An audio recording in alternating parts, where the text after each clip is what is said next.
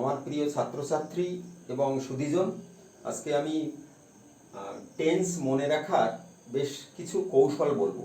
Tense খুবই জরুরি, সেটা আমরা সবাই বুঝি, কিন্তু যারা প্রথম শেখে তাদের মধ্যে দেখা যায় যে টেন্সগুলো মনে রাখতে পারে না, টেন্সগুলো বিভিন্নভাবে একটার সাথে একটা জড়িয়ে যায়। তো কিভাবে টেন্সগুলো সহজে মনে রাখা যায়, আমার এই দীর্ঘ জীবনের শিক্ষকতার জীবনের অভিজ্ঞতা থেকে আমি কতগুলো কোড নাম্বার বলবো। আমি দুটো কোড নাম্বার বলবো, এই দুটো কোড নাম্বার বা দুটো কোড বা দুটো শব্দ যদি মনে থাকে তাহলে সব টেন্সই মনে থাকবে।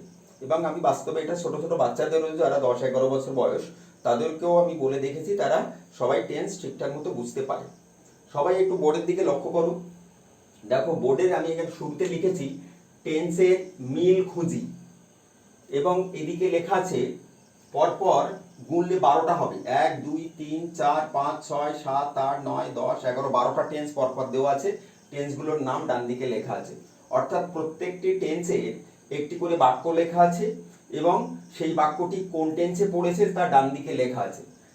এবং এখানে সিরিজটা সাজিয়েছি আমি 1 2 3 4, তার মানে এই চারটে হচ্ছে প্রেজেন্টের চারটে টেন্স, পরের চারটে পাস্টের চারটে টেন্স এবং তারপরে চারটে ফিউচারের চারটে টেন্স। ডান দিকে দেখলেও বুঝতে পারবে। এখন এইভাবে আমি কেন লিখেছি, তার কারণটা হচ্ছে ক্লাসটা যেহেতু স্পোকেন ইংলিশ ক্লাস, অর্থাৎ ইংলিশ শেখার ক্লাস। ইংলিশ শেখার ক্লাসে আমরা কি করি যে ইংরেজিটাকে যখন আমরা ইংরেজি বলি বা লিখি প্রথমে সেটা আমরা বাংলায় ভাবি। কাজে প্রথমে আমাকে ঠিক করতে হয় বাংলায় যে সেন্টেন্সটা আমি বলতে যাচ্ছি বা লিখতে যাচ্ছি সেই সেন্টেন্সটি 12টি টেন্সের মধ্যে কোন টেন্সে পড়েছে। কাজে বাংলা দেখে বুঝতে হবে এটা কোন টেন্স। বাংলা যখন আমার ভাবনা থেকে বাংলার ক্রিয়া দেখে বুঝতে হয় এটা কোন টেন্স, আমি বিস্তারিত আলোচনায় আসব। তারপরে যে টেন্সে পড়লো সেই টেন্স অনুযায়ী সেটাকে ইংরেজি করতে হয়, তার জন্য আমি এখানে বাংলা টেন্সগুলো লিখেছি। তো আমি এটা নিয়ে আলোচনা করার আগে একটা কথা স্টুডেন্টদের উদ্দেশ্যে বলবো যে যতই আমি সহজ করে বোঝানোর চেষ্টা করি, আমার অভিজ্ঞতার ফল যতই জানানোর চেষ্টা করি, যারা ভিডিওটি দেখছো যদি নিজের শেখার ইচ্ছা না থাকে তাহলে এরকম 100 ভিডিও দেখলেও কাজ হবে না, ধৈর্য ধরে দেখতে হবে। যদি শেখার ইচ্ছা থাকে 3 মাসে ইংরেজি শেখা যায়, কারণ এখন তো অনেক সিস্টেম বেরিয়েছে, সুন্দর সুন্দর করে টিচাররা বোঝাচ্ছেন। আমরা যখন বা আমাদের আগে যারা টিচার ছিলেন তারাও ভালো ইংরেজি জানতেন, তারা কিন্তু এত সুন্দর প্রসেস পায়নি, কিন্তু ধৈর্য ধরে জিনিসটা শিখতে হবে, সেই মোটিভেশনটা রাখতে হবে। যাই হোক, এবার আমি মূল বক্তব্যে আসি। যে একে লেখা আছে 1 নম্বরে, সে এখন গল্প বলে, এটা ডান দিকে লেখা আছে সিম্পল প্রেজেন্ট টেন্স। আমি বলা শব্দটা সব জায়গায় বলা কথাটা লেখা আছে, কারণ সবাই জানো যে বাংলা ক্রিয়াকে বা ইংরেজি ক্রিয়াকে 12 রকম ভাবে বলা যায়, তাই 12টি টেন্স আছে।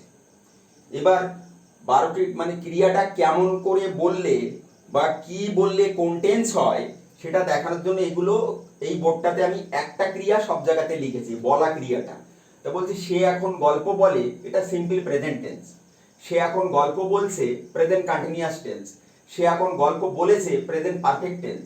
সে এখন 1 ঘন্টা ধরে গল্প বলছে, প্রেজেন্ট পারফেক্ট কন্টিনিউয়াস টেন্স। একটা জিনিস লক্ষ্য করো সবাই, যে এই প্রথম সিম্পল প্রেজেন্ট টেন্স বা প্রেজেন্ট ইনডেফিনাইট টেন্স বাদে বাকি টেন্সগুলোর সাথে কিন্তু স অক্ষর আছে। দেখো, বলছে, বলেছে, বলছে, স অক্ষর আছে, অর্থাৎ এটাই একটা কোড নাম্বার। যদি স দিয়ে কোনো ক্রিয়া শেষ হয় তাহলে বুঝতে হবে এটা প্রেজেন্ট টেন্স আছে, প্রেজেন্টের কোনো একটি টেন্স আছে। একইভাবে প্রথমটা বাদে, প্রথমটার জন্য আমি পরে বলছি। এবার 2 নম্বরে দেখো, যদি 1 2 3 4 এখানে 4টে পাস্ট টেন্স আছে। সে তখন গল্প বলল, সিম্পল পাস্ট টেন্স। সে তখন গল্প বলছিল, পাস্ট কন্টিনিউয়াস। তারপর দেখো পাস্ট পারফেক্ট, তারপরে পাস্ট পারফেক্ট কন্টিনিউয়াস আছে। এবং এখানে লক্ষ্য করো প্রত্যেকটি ক্রিয়ার শেষে কিন্তু ল আছে, দেখো ভালো করে ল আছে, ল অক্ষর আছে। অর্থাৎ যদি ক্রিয়ার সাথে বা শেষ অক্ষর যদি ল থাকে সেটা পাস্ট টেন্স হবে, কোন একটা পাস্ট টেন্স হবে। আগে মেজরটা বুঝি যে কোন টেন্সের ঘরে যাচ্ছে। টেন্স 3টে, প্রেজেন্ট, পাস্ট, ফিউচার। যে স বললে প্রেজেন্ট টেন্সের ঘরে যাবে বাংলাতে, ল বললে পাস্ট টেন্সের ঘরে যাবে। আর লাস্টে দেখো, লাস্টে লিখেছি ফিউচারের 4টে tense, simple future, future continuous, future perfect, future perfect continuous. এর প্রত্যেকটি ক্রিয়াশীলে দেখো ব আছে। এই যে বলবে, থাকবে, করবে, বা এখানেও লেখা আছে থাকবে, এখানে দেখো সব ব আছে। তার মানে বাংলা ক্রিয়ার সাথে যদি ব থাকে তাহলে হবে সেটা ফিউচার টেন্স। খাবো, যাবো, হাঁটবেও, করবে ফিউচার টেন্স। চললো, বললো, করেছিল, দেখেছিল পাস্ট টেন্স। আবার স দিয়ে যদি আমরা বলছি, বলেছে, এরকম যদি থাকে প্রেজেন্ট টেন্স। এবার আমাকে দেখতে হবে যে ধরো স থাকলে বললাম প্রেজেন্ট টেন্স, এবার প্রেজেন্টের কোন টেন্সে যাচ্ছে। এটাকে প্রথমে সেন্টেন্সটা দেখো, সে এখন গল্প বলে। মূল ক্রিয়া রূপটা হচ্ছে বলা, বাংলাতে বলা, চলা, খাওয়া বা খাই, এগুলো হচ্ছে মূল ক্রিয়া। মূল ক্রিয়া মানে বাংলার মূল ক্রিয়াটা যেভাবে শব্দে আছে সেভাবে যখন আমরা ব্যবহার করি সেটা হয় সিম্পল প্রেজেন্ট টেন্স। বলা, চলা, হাঁটা, করি, খাই, যাই, এটা সিম্পল প্রেজেন্ট টেন্স। এবার ওই মূল ক্রিয়ার সাথে যখন স অক্ষর জুড়ে যায় তখন অন্য কোনো টেন্সে চলে যায়। কি লেখা আছে পরের টেন্সটা? সে এখন গল্প বলছে, সে এখন গল্প বলছে। অর্থাৎ প্রথমটা ছিল সে এখন গল্প বলে, আমি এখন শব্দগুলো প্রত্যেক জায়গায় লিখেছি, তার মানে প্রেজেন্ট টেন্স মানে এখনই হয়, তাকে প্রেজেন্ট টেন্স। এই এখন শব্দটা বাদ দিলেও প্রেজেন্ট টেন্স হবে। যদি বলতাম সে গল্প বলে বা সে গল্প বলছে তাহলেও প্রেজেন্ট কন্টিনিউয়াস টেন্স। এবার এখানে লিখেছি সে এখন গল্প বলে, তাহলে সিম্পল বলে, অর্থাৎ এটা এখন বলে। এবং আর হতে পারে গল্প বলাটা তার স্বভাব বা অভ্যাস, সে সবসময় বলে, তাই এটা সিম্পল প্রেজেন্ট। এবার সে এখন গল্প বলছে, বলছে মানে এখন কাজটা কন্টিনিউ করছে। যদি কোনো কাজ কন্টিনিউ করে তাহলে কোনো না কোনো কন্টিনিউয়াস টেন্স হয়। এটা যেহেতু এখন কন্টিনিউ করছে, এখন চলছে কাজটা, তাহলে প্রেজেন্ট কন্টিনিউয়াস, এটা প্রেজেন্ট কন্টিনিউয়াস। এবার একটা মিল দেখো ভালো করে, সে এখন গল্প বলছে, এটা হচ্ছে প্রেজেন্ট কন্টিনিউয়াস। আমি চলে আসছি পাস্টের 2 নম্বরে। সে তখন গল্প বলছিল, বলছে আর এখানে বলছিল, অর্থাৎ বলছে বলতে এখন বলছে, প্রেজেন্ট কন্টিনিউয়াস। যেই ওটাকে বলবো বলছিল, তার মানে সে তখন গল্প বলছিল, এটা দেখো পাস্ট কন্টিনিউয়াস। অর্থাৎ বলছে, বাংলা যে বলছে ক্রিয়াটি, ক্রিয়াটিকে পাস্ট করলে বলছিল হয়, মানে অতীতে কাজটা চলছিল। খেয়াল রাখতে হবে প্রেজেন্টের কন্টিনিউয়াস বললে পাস্টের কন্টিনিউয়াস সাথে মিল করে দেখতে হয়। যে কাউকে বললাম যে আমি ভাত খাচ্ছি, মানে এখন খাচ্ছি, খাওয়াটা চলছে। বা আমি এখন ইংলিশ পড়ছি, তাহলে এখন পড়ছি। এবার পড়ছি কথাটাকে অতীত করে বলি তো, এই মানে চলছে এরকম ভাব রেখে, তাহলে আমি ইংলিশ পড়ছি এটাকে যদি অতীত করে বলি তাহলে হবে আমি ইংলিশ পড়ছিলাম, মানে অতীতে কাজটা চলছিল, তাহলে পাস্ট কন্টিনিউয়াস।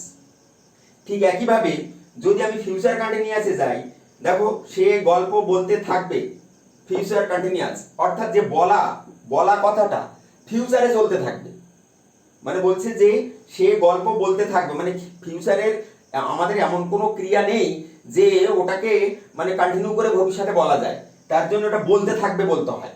এই বলছিল বললে বোঝা যায় পাস্টে চলছিল, বলছে বললে বোঝা যায় প্রেজেন্টে চলছে, আর বলতে থাকবে বললে বোঝা যায় ফিউচারে চলছে। তাহলে দেখো তিনটে ক্রিয়ারই কিন্তু চলছে। চলছে কখন চলছে? এটা দেখো ভবিষ্যতে চলছে, বলছিল পাস্টে চলছে, আর গল্প বলছে প্রেজেন্টে চলছে। তিনটেই কন্টিনিউয়াস। অর্থাৎ মনে রাখতে হবে যে যদি কোনো কাজ চলতে থাকে তাহলে অবশ্যই ওটা কোনো না কোনো কন্টিনিউয়াস হবে।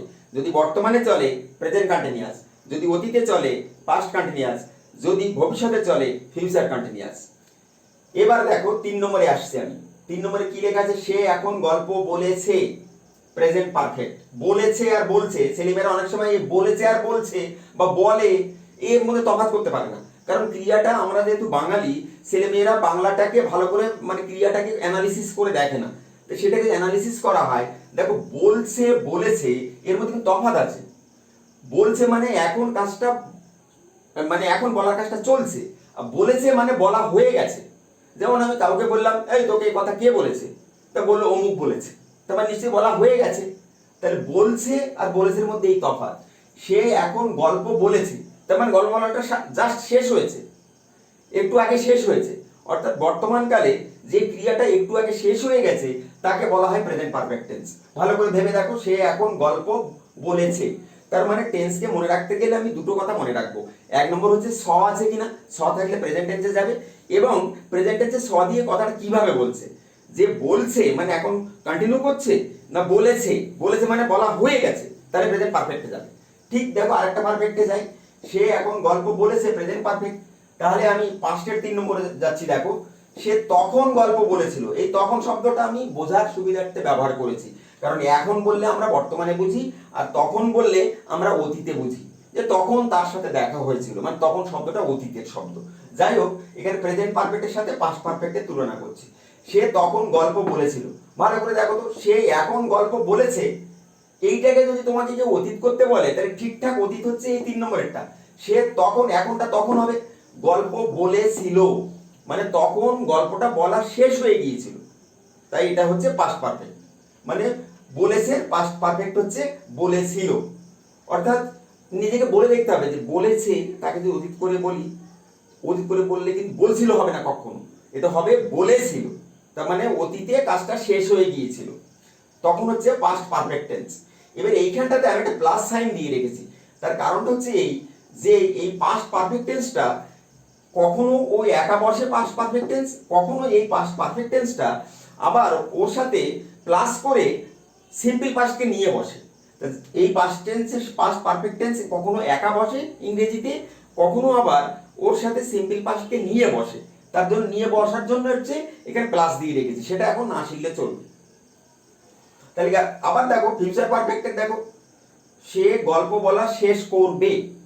শেষ করবে মানে ভবিষ্যতে, যেমন সে এখন গল্প বলেছে, প্রেজেন্ট পারফেক্ট, এখন বলা শেষ হয়ে গেছে।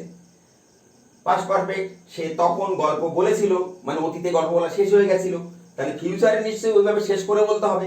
তাহলে সে গল্প বলা শেষ করবে, যদিও এই ফিউচার পারফেক্টের ব্যবহার খুবই কম।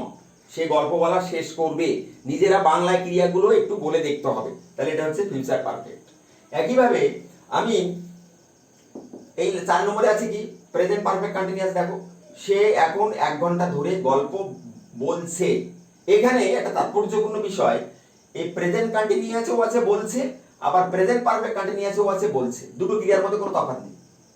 এখন অর্থাৎ প্রেজেন্ট কন্টিনিউয়াসও বর্তমানে কাজ চলতে থাকে, প্রেজেন্ট পারফেক্ট কন্টিনিউয়াসও বর্তমানে কাজ চলতে থাকে।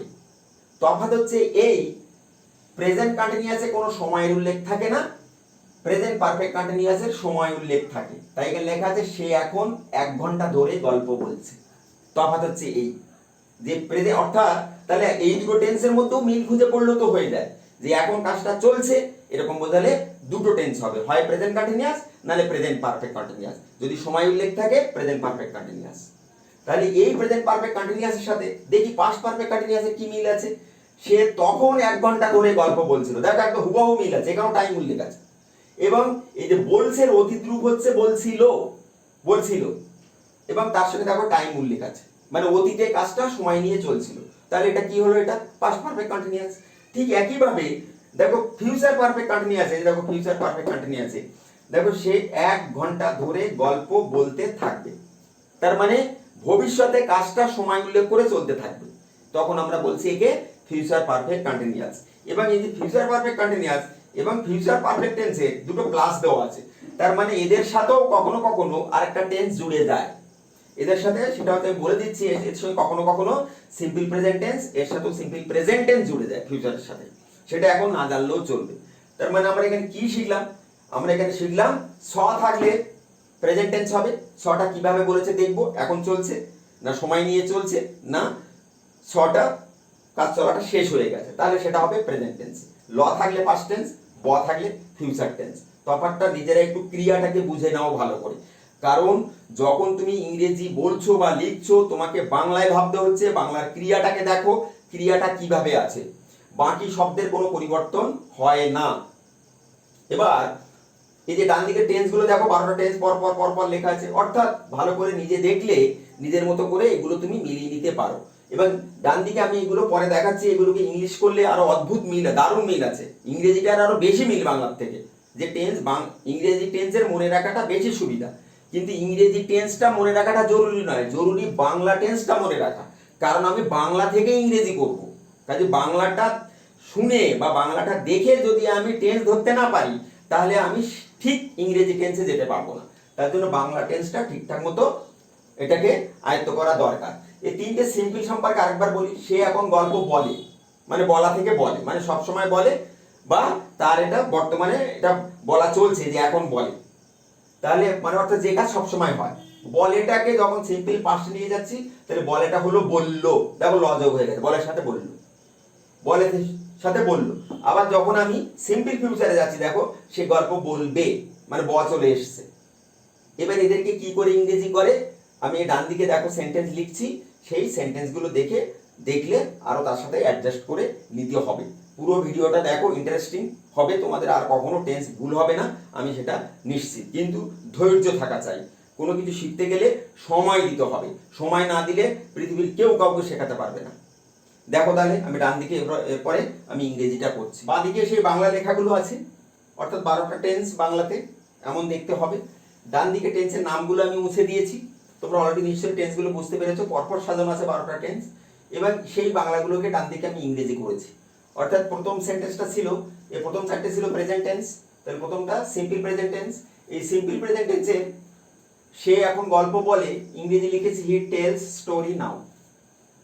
অর্থাৎ সিম্পল প্রেজেন্ট টেন্সে কি হয়, ভার্বের প্রেজেন্ট ফর্ম হয়।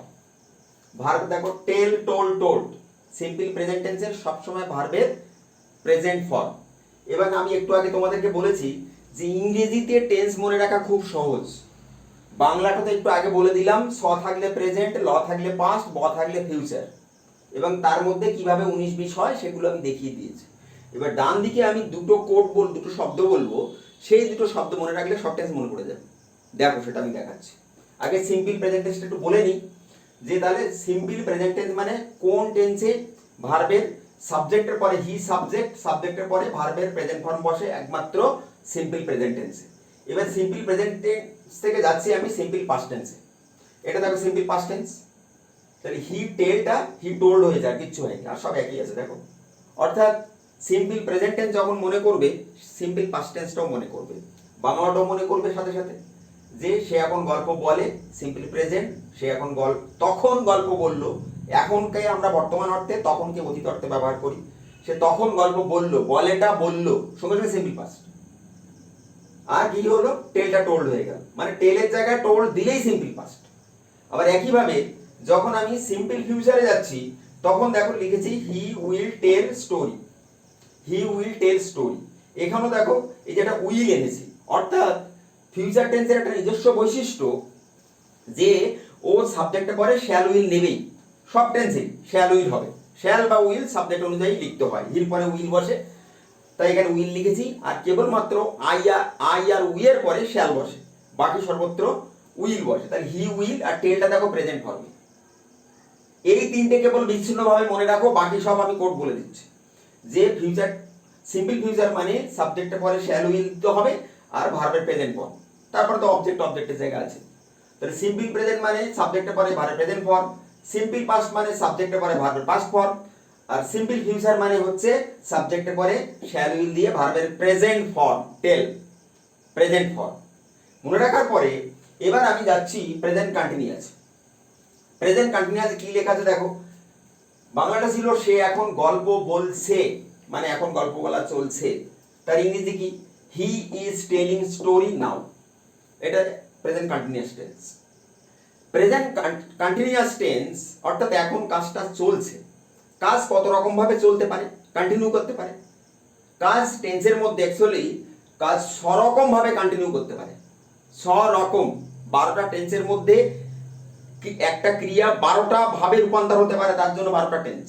কিন্তু 12টার মধ্যে 6টা কন্টিনিউয়াস, 6টা টেন্সই কন্টিনিউয়াস।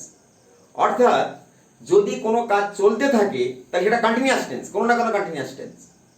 এবং কন্টিনিউয়াস টেন্স মানেই কাজ চলছে, মানেই তার ভার্বের সঙ্গে আইএনজি হবে, এর কোনো ব্যতিক্রম নেই। তাহলে যদি আমি দেখলাম এখন কাজটা চলছে, তাহলে বলা, এখানে কাজ বলতে বলা, তা বলছে মানে বলাটা চলছে, তাহলে বলার সাথে আইএনজি হবে। এটা যে বলছে, এটা ছিল প্রেজেন্ট কন্টিনিউয়াস। এবার দেখো পাস্ট কন্টিনিউয়াসে এসো, সে তখন গল্প বলছিল, মানে অতীতে চলছিল। তো দেখো এরও দেখো টেলের সাথে এই যে দেখো আইএনজি করা আছে, টেলিং। এই দেখো টেলিং, প্রেজেন্ট কন্টিনিউয়াসেও টেলিং, পাস্ট কন্টিনিউয়াসেও টেলিং, ফিউচার কন্টিনিউয়াসেও টেলিং। তাহলে দেখো তিন জায়গাতে, অর্থাৎ তিনটে কন্টিনিউয়াসই প্রেজেন্ট কন্টিনিউয়াস হলেও আইএনজি হবে ভার্বের সাথে, পাস্ট কন্টিনিউয়াস হলেও ভার্বের সঙ্গে আইএনজি হবে, ফিউচার কন্টিনিউয়াস হলেও আইএনজি হবে। আরো তিন জায়গাতে আইএনজি হয়, পরে বলছি। যে দেখো হি ইজ টেলিং স্টোরি, তাহলে এটা হলো প্রেজেন্ট কন্টিনিউয়াস। এবার নামটা প্রেজেন্ট কেন? নামটা প্রেজেন্ট এই কারণে, কারণ আগে একটা ইজ বিভার প্রেজেন্ট থেকে দেওয়া আছে। এম ইজ আর, এটা be verb, am is are was were be verb, এটা হচ্ছে বিভার। তাহলে যদি ভার্বের চার্টে দেখবে এটা বিভার্বের প্রেজেন্ট ফর্মে লেখা আছে, এম ইজ আর এর পাস্ট ফর্ম ওয়াজ ওয়ার। যদি আমি আইএনজি ভার্বের আগে বিভার দিই, তাহলে সেই বিভারটা যদি প্রেজেন্ট হয়, প্রেজেন্ট কন্টিনিউয়াস। এবং এটাও মনে রেখো, ইংরেজিতে আইএনজি ভার্বের আগে বিভার না দিলে এই আইএনজি ভার্ব চলতে পারে না। তার মানে সমস্ত আইএনজি ভার্বের আগে বিভার্ব লাগবে টেন্সে, বিভার্ব মাস্ট। তুমি যদি আইএনজির আগে হ্যাভ দাও, শ্যাল দাও, উইল দাও, হবে না। তার মানে আমি যখন ইংরেজি লিখছি বা বলছি, যদি কন্টিনিউ ফর্মে বলতে যাই, তাহলে অবশ্যই ওই আইএনজি ভার্বের আগে আমি বিভার্ব দেবো। যদি প্রেজেন্ট থেকে দিই, দেখো এম ইজ আর প্রেজেন্ট, তাহলে প্রেজেন্ট কন্টিনিউয়াস। যেই দেখো পাস্ট কন্টিনিউয়াস এসেছি, দেখো যেই পাস্ট কন্টিনিউয়াস বলেছি, যেটা ইজ ছিল, ইজটা ওয়াজ হয়ে গেছে, সঙ্গে পাস্ট কন্টিনিউয়াস হয়ে গেছে। দেখো টেলিং তো চেঞ্জ হয়নি, টেলিং তো একই আছে। কি হলো, ইজটা ওয়াজ হয়ে গেছে, বাকি শব্দ দেখো সব একই আছে। তাহলে কি বললাম, যে প্রেজেন্ট কন্টিনিউয়াস যদি হয়, তাহলে আইএনজি টেলিং এর আগে ইজ দেবো। পাস্ট কন্টিনিউয়াস যদি হয়, তাহলে টেলিং এর আগে ওয়াজ বা ওয়ার দেবো, সাবজেক্ট বুঝি, ওয়াজ বা ওয়ার দেবো। এই হচ্ছে তফাৎ। এবার যদি ফিউচার কন্টিনিউয়াসে যাই, দেখো এখানেও লেখা আছে he will be telling story. এখানেও দেখো ফিউচার কন্টিনিউয়াসও আইএনজি আছে। এবং এখানে দেখো এই যে বি বি বি ভার্ব লেখা আছে। আর শুরুতে আমি বলেছি একটু আগে যে শ্যাল উইল না দিলে কোনো ফিউচার টেন্স হয় না, তাহলে হির পরে তো উইল দিতেই হবে। আর দেখো এই টেলিং ভার্বকে চালু করার জন্য বি ভার্বে দেওয়া হয়েছে। তার মানে কন্টিনিউয়াস টেন্স মানে বি ভার্ব পাবে, একদম মাস্ট বি ভার্ব পাবে। তাহলে আমার তিনটে কন্টিনিউয়াস হয়ে গেল, present continuous, past continuous, future continuous.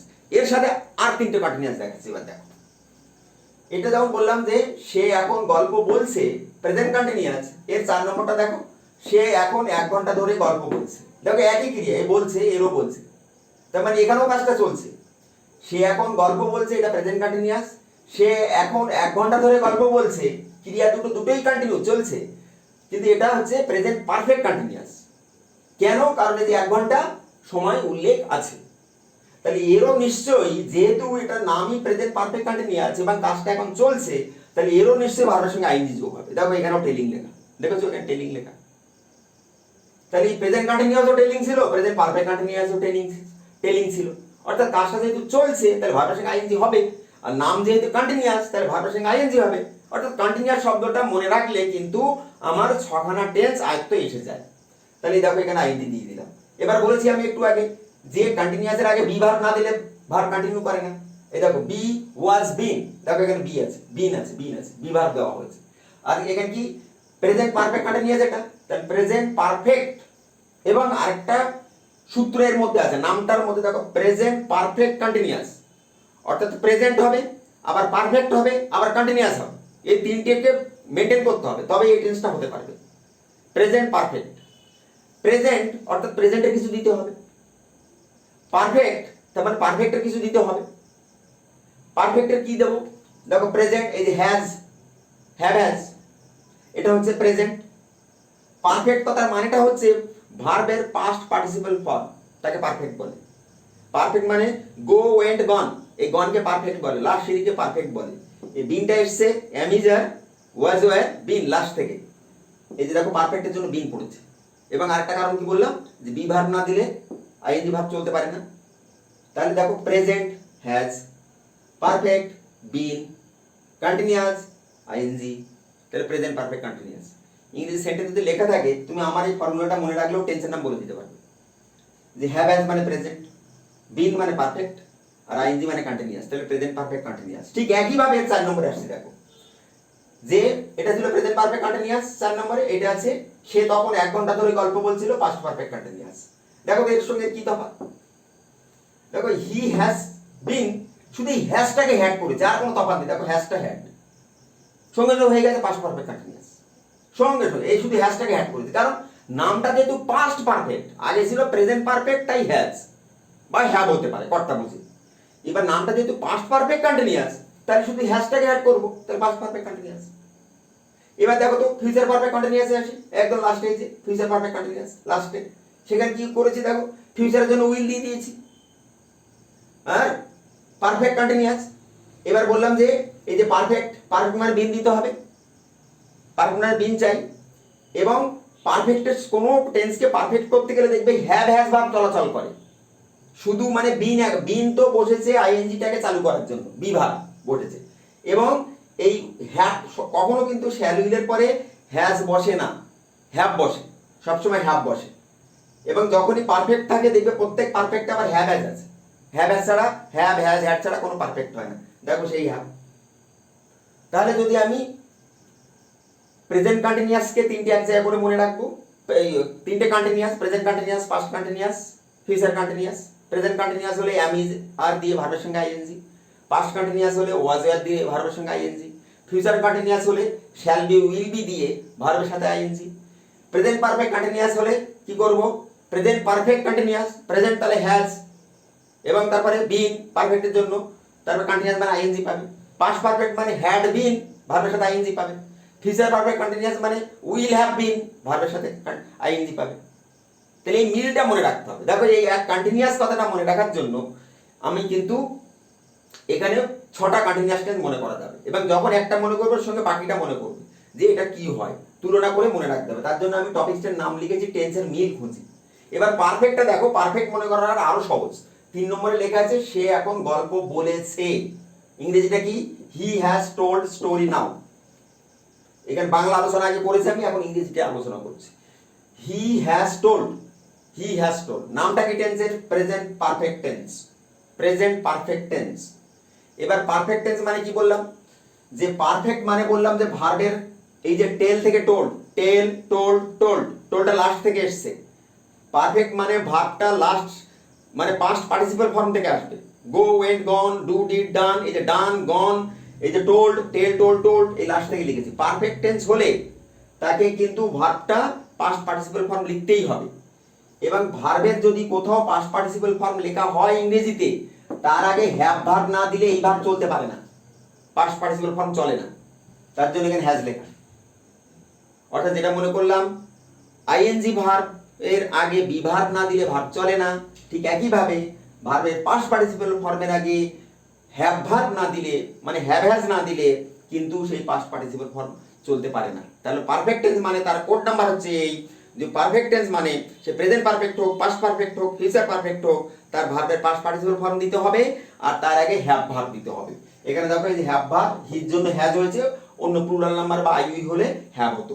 ঠিক একইভাবে দেখো পাস্টের 3 নম্বরে যাই। পাস্টের 3 নম্বরে এটার নাম কি, পাস্ট পারফেক্ট টেন্স। দেখো শুধুমাত্র এই হ্যাজটা হ্যাড হয়েছে, দেখো আর কোনো চেঞ্জ হয়নি। এখানে লেখা ছিল হি হ্যাজ টোল্ড স্টোরি নাও, এখানে কি লিখেছি, হি হ্যাড টোল্ড স্টোরি নাও। দেখো দেন, যেহেতু পাস্ট এর জন্য নাউটা চেঞ্জ হয়ে দেন করেছে। শুধুমাত্র দেখো হ্যাজটা হ্যাড হয়েছে, আর কিচ্ছু চেঞ্জ হয়নি। কাজে চেঞ্জগুলো মনে রাখবে শুধু। এটা একটা মিন, যে কারণ এটার নাম যেহেতু পাস্ট পারফেক্ট, সরি এটার নাম যেহেতু প্রেজেন্ট পারফেক্ট, তাহলে হ্যাভ হ্যাজ থেকে হবে। এর নাম যেহেতু পাস্ট পারফেক্ট, তাহলে হ্যাভ হ্যাজ এর হ্যাড ফর্ম আসবে পাস্ট থেকে। ঠিক যখন আমি ফিউচার পারফেক্টে যাচ্ছি, ফিউচার পারফেক্টে দেখো এখানে 3 নম্বরে এই ফিউচার পারফেক্টে বললাম তো শ্যাল উইল মাস্ট দিতে হবে। আর পারফেক্ট মানে যে একই টোল্ড লেখা আছে, এবং তার আগে দেখো হ্যাভ ভার্ব, মানে হ্যাভ ভার্ব না দিলে কখনো পারফেক্ট চলে না। তাহলে এই তো হচ্ছে টেন্স, যে পারফেক্ট টেন্স মানে ভার্বের পাস্ট পার্টিসিপল ফর্ম, তার আগে হ্যাভ ভার্ব। আর কন্টিনিউয়াস টেন্স মানে ভার্বের সাথে আইএনজি, তার আগে বি ভার্ব। আর যখন পারফেক্ট কন্টিনিউয়াস টেন্সে যাবে তখন হচ্ছে কি, কন্টিনিউয়াস টেন্স এবং পারফেক্ট টেন্স দুটো একসাথে মিক্সড করে তার ভার্ব এবং হেল্পিং ভার্ব সেটিং করতে হয়। এই হচ্ছে টেন্সের নিয়ম। এভাবে যদি তোমরা একটা ভার্বকে এভাবে মিলিয়ে যদি লেখো এবং একটা বাড়িতে প্র্যাকটিস করার জন্য একটা ক্রিয়াকে 12টা ক্রিয়াতে রূপান্তর করো, 12 রকম কালে 12 রকম টেন্সে রূপান্তর করতে শেখো, তাহলে তোমাদের টেন্স আর কখনো ভুল হবে না। কারণ একটা ক্রিয়া 12 রকম ভাবে প্রকাশ পেতে পারে, আর এটাই হচ্ছে ইংরেজির চাবিকাঠি। টেন্স না শিখলে কিছুতেই হবে না। এক টেন্সের সঙ্গে আরেক টেন্স যেন গন্ডগোল না হয়। যে টেন্সে বাংলাটা যে টেন্সে ভাববো, আমি বাংলা ভাবছি একটা বাক্য, সেই বাক্যটি কোন টেন্সে পড়েছে, সেই টেন্সের সাবজেক্ট কি হয়, সেই টেন্সের ভার্ব কি হয়। সাবজেক্ট তো সবাই জানে, সাবজেক্ট ভার্ব কি হবে, হেল্পিং ভার্ব কি হবে, সেই অনুযায়ী করতে হবে। দুটো টেন্স যেন মিক্স না হয়ে যায়, যে ভার্বটা নিলাম প্রেজেন্ট কন্টিনিউয়াস থেকে, হেল্পিং ভার্বটা নিলাম প্রেজেন্ট পারফেক্ট থেকে, তাহলে কিছুই হলো না। এটাকে মনে রাখতে হবে। আশা করি আজকের ক্লাসটা তোমাদের টেন্স মনে রাখার জন্য নিশ্চয়ই তোমাদের অনেকটা হেল্পফুল হবে। এবং তোমাদের কেমন লাগলো এটা কমেন্টস করে নিশ্চয়ই জানাবে। এবং এই ক্লাসটা সহজভাবে তুলে ধরার জন্য আশা করি তোমাদের কোনো ক্ষতি হয়নি এবং ক্ষতি হবে না। তার সাথে একটা অনুরোধ, যদি ক্ষতি না হয়ে থাকে তাহলে অবশ্যই আমাকে লাইক এবং সাবস্ক্রাইব করে আমাকে উৎসাহিত করবে। সবাইকে ধন্যবাদ আমার আজকের এই ক্লাসটি দেখার জন্য।